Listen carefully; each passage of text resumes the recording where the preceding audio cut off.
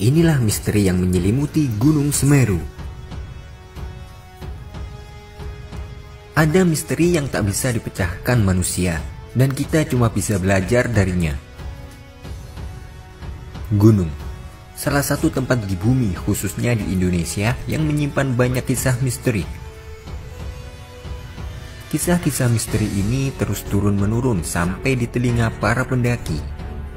Ada yang percaya, ada juga yang menganggapnya sebuah khayalan. Seperti misalnya kisah misteri yang tersimpan di balik megahnya Gunung Semeru. Beberapa di antaranya, kisah tentang Mbah Dipo yang konon dulunya adalah juru kunci Gunung Semeru. Hampir semua gunung di Indonesia memiliki juru kunci. Konon, mereka inilah yang bisa menerima pesan dari sang gunung tentang apa yang akan terjadi di gunung, kapan akan meletus, atau bencana apa yang akan terjadi di gunung tersebut. Mbah Dipo adalah sosok yang sudah banyak dikenal di kalangan pendaki Semeru. Mbah Dipo ini dulunya juru kunci Semeru, namun kini telah meninggal dunia. Ada sebuah cerita yang mengisahkan kalau sampai Semeru meletus, maka pergilah ke arah sungai, jangan pernah menuju ke arah Gunung Sawur. Entah apakah itu benar atau tidak. Misteri Arcopodo yang sering dikaitkan dengan dua patung gaib sang prajurit kerajaan Majapahit. Kawasan Arcopodo ini sering dijadikan tempat istirahat para pendaki karena memiliki dataran yang cukup luas. Menurut cerita yang beredar, di area ini terdapat dua patung prajurit dari kerajaan Majapahit yang cuma bisa dilihat oleh orang yang punya mata batin.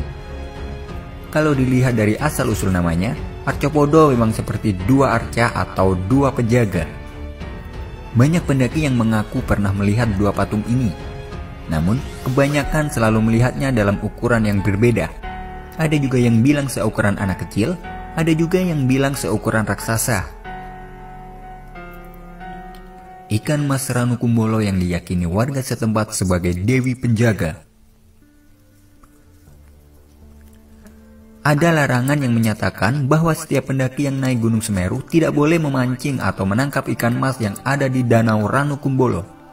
Sebab menurut keyakinan para warga setempat, ikan mas ini adalah penjelmaan dari para dewi yang memang ditugaskan untuk menjaga kawasan Ranukumbolo. Entah benar atau tidak, tapi masih banyak pendaki yang tetap memancing di sini. Tentang mitos keberadaan Dewi Penunggu Ranukumbolo, konon sering muncul penampakan Dewi dengan memakai kebaya kuning. Mitos tentang ikan mas penunggu Ranukumbolo berlanjut dengan cerita penampakan sosok wanita yang kerap muncul di kawasan danau ini. Cerita yang beredar, wanita ini kerap muncul dengan berpakaian kebaya berwarna kuning, dan kemunculannya ditandai dengan adanya kepulan asap saat bulan purnama datang.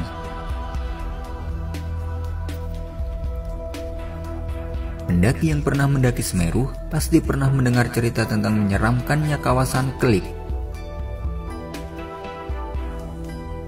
Kelik adalah tempat di mana terdapat beberapa batu in memoriam yang menandakan adanya orang yang meninggal di Gunung Semeru.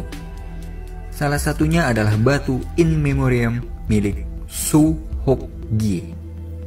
Hal yang menyeramkan dari tempat ini adalah sering terjadi kesurupan di antara pendaki yang sedang naik Gunung Semeru. Konon, para pendaki ini dirasuki oleh roh manusia atau juga roh binatang. Mitos tanjakan cinta di Ranukumbolo. Kalau ini sih pendaki maunya jadi kenyataan, bukan cuma mitos. Tanjakan cinta merupakan jalur pendakian yang harus dilewati saat menuju puncak dari Ranukumbolo.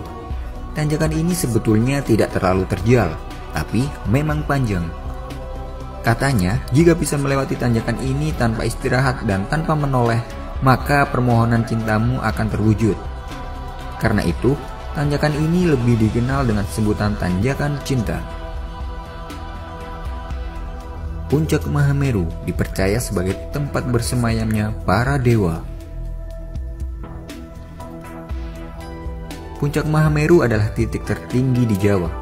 Keyakinan masyarakat kuno adalah puncak gunung ini merupakan tempat bersemayamnya para dewa. Maka dari itu, bagi siapapun yang ingin mendengarkan suara-suara dewa, maka mereka harus semedi dulu di puncak Gunung Semeru. Ada cerita yang mengatakan bahwa Gunung Semeru adalah ayah dari Gunung Agung. Cerita dan keyakinan ini dipegang oleh masyarakat Bali. Sebagian dari masyarakat Bali percaya bahwa Gunung Semeru merupakan bapak dari Gunung Agung. Bahkan masyarakat Bali juga melakukan upacara sesaji kepada para dewa-dewa yang bersemayam di Gunung Semeru. Upacara sesaji ini biasanya dilakoni setiap 8-12 tahun sekali, yaitu hanya pada saat seseorang menerima suara gaib dari Dewa Gunung Semeru. Selain upacara sesaji ini, masyarakat Bali juga sering datang ke Gua Widodaren di sekitaran Bromo untuk mendapatkan tirta suci. Menurut cerita masa lampau, Gunung Semeru adalah pakunya Pulau Jawa. Ada sebuah legenda yang konon tertulis di kitab kuno pada abad 15, bahwa Pulau Jawa dulunya mengambang di lautan dan terombang-ambing. Lalu para dewa memutuskan untuk memaku Pulau Jawa dengan Gunung Meru. Gunung ini sendiri tadinya berada di India. Yang membawanya ke Pulau Jawa adalah Dewa Wisnu dan Dewa Brahma. Mulanya Gunung Meru ini diletakkan di ujung barat Jawa, tapi ini membuat posisi Pulau Jawa berat sebelah. Maka dibagi dualah gunung ini, hingga menjadi Gunung Semeru yang diletakkan di sisi timur Jawa Timur, dan Gunung Penanggungan di sisi barat Jawa.